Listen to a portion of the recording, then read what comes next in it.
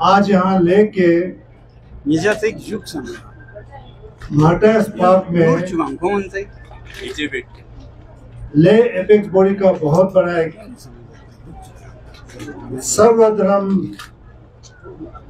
प्रार्थना सभा हुआ और इसके जरिए से हम आज से लद्दाख में अपने एजुकेशन को इंटेंसिफाई करने की, इसमें जोर डालने की हमने यहाँ से घोषणा की, जो कि हम पहले कई महीनों से हम कहते रहे हैं कि अगर टॉक्स गवर्नमेंट ऑफ इंडिया के साथ समय पर नहीं होता है तो हम अपने मूवमेंट को इंटेंसिफाई करेंगे और इसमें तेजी लाएंगे, और उसकी भी घोषणा की।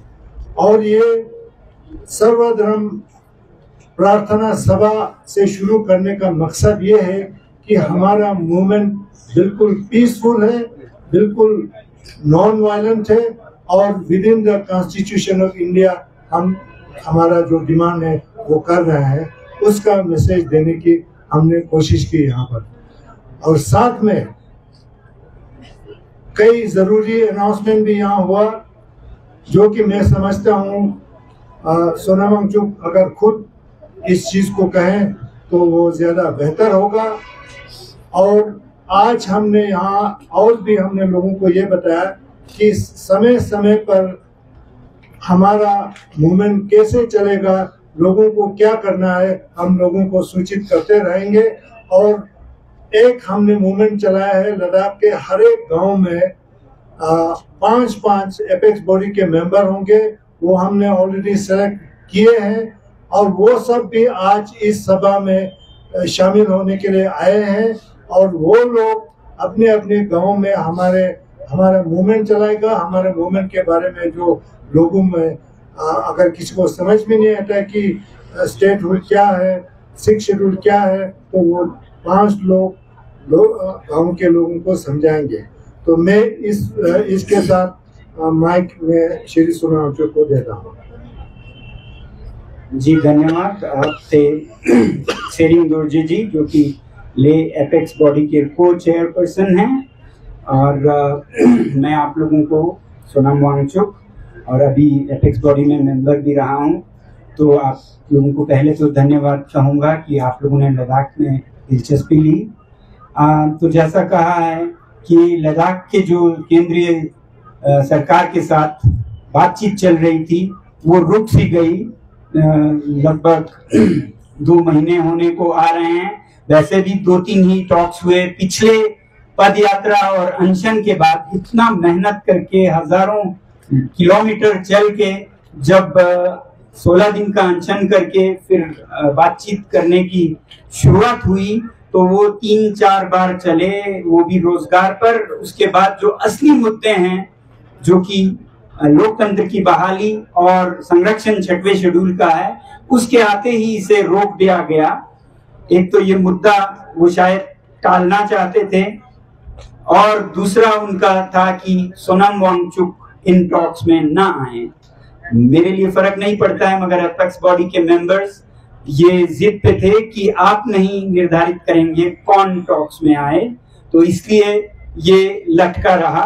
और अभी क्यों जरूरी है ये बात, वो इसलिए कि अब भी आने वाले महीने में अक्टूबर में लद्दाख जो पर्वतीय परिषद है, हिल काउंसिल है, उसके इलेक्शन होने वाले हैं, जो कि बहुत प्रतिष्ठित और प्रेस्टिजियस है लद्दाख में। तो इसी परिषद के चुनाव जो पिछले हुए थे 2020 में, उसमें जो रूलिंग पार्टी है उन्होंने अपने मैनिफेस्टो में पहला बिंदु रखा था कि लद्दाख को हम 6वें शेड्यूल में लेंगे। उन्होंने 2019 में भी रखा था, मगर LHDC के इलेक्शन में नंबर 1 पे रखा था। अब दूसरा इलेक्शन आ गया, तो एक वक्त आ गया है लोगों को अपने चेक को कैश करने का। अब वादा पूरा कीजिए, तब जाइएगा अगले चुनाव में।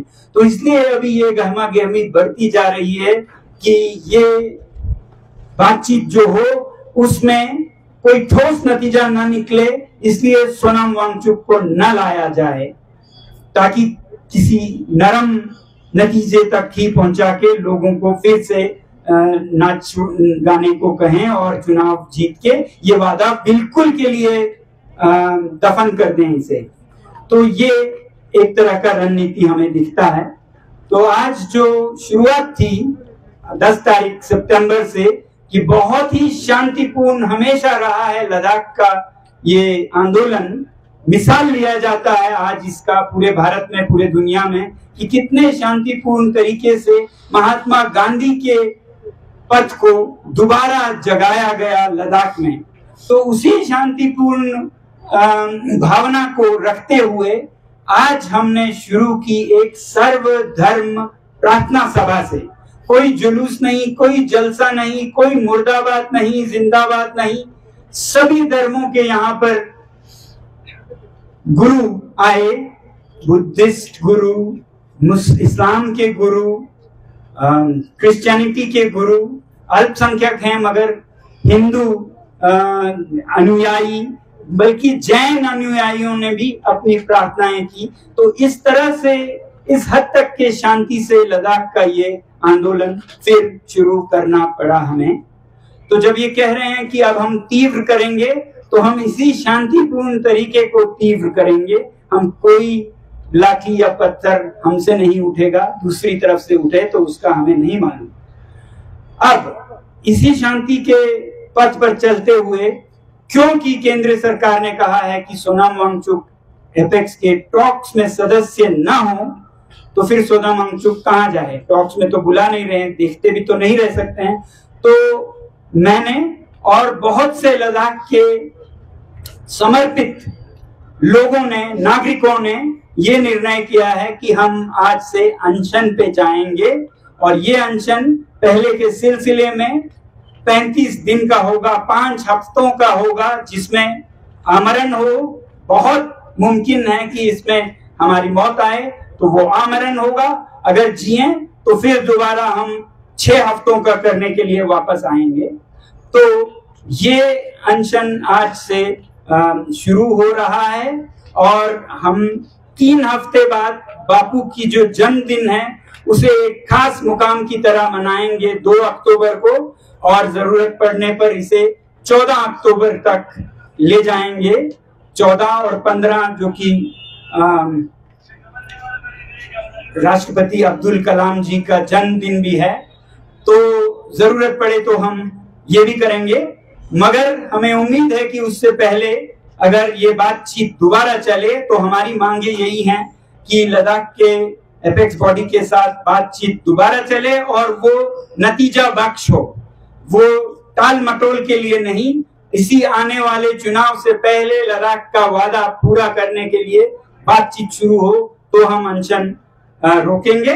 दूसरा, जिस तरह से सोनाम वांगचुक पर सीबीआई का इन्वेस्टिगेशन शुरू किया कल, वो उसका हम बहुत स्वागत करते हैं, उसका बहुत स्वागत करते हैं, क्योंकि जो भी सीबीआई से इन्वेस्टिगेशन हर एक को दी जाती है, उल्टा उसको वो वापस ले रहे हैं कि आप लीज नहीं भर रहे हैं।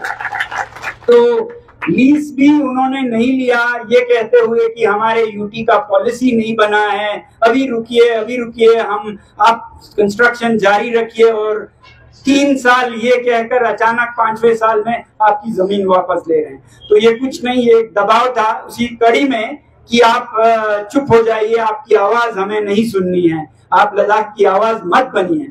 तो एक लैंड का हुआ, उसके बाद और भी हुए। ईडी का भी यहाँ एक कार्यक्रम था मगर वो कैंसिल हो गया, और इनकम टैक्स के समन्स आ रहे हैं हमें, इनकम टैक्स के।